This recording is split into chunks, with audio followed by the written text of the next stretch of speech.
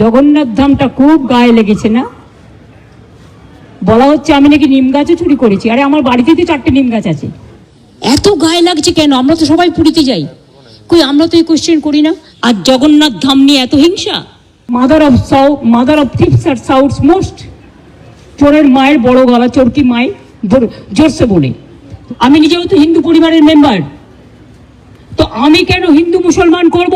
কিন্তু আমি যখন চেয়ারে থাকি বা কোনো রাজনীতি করি বা কোনো সংগঠনে থাকি, আমার কাছে হিন্দু মুসলমান শিখ খ্রিস্টান জৈন ঈসাই পারসিক সবাই সমান।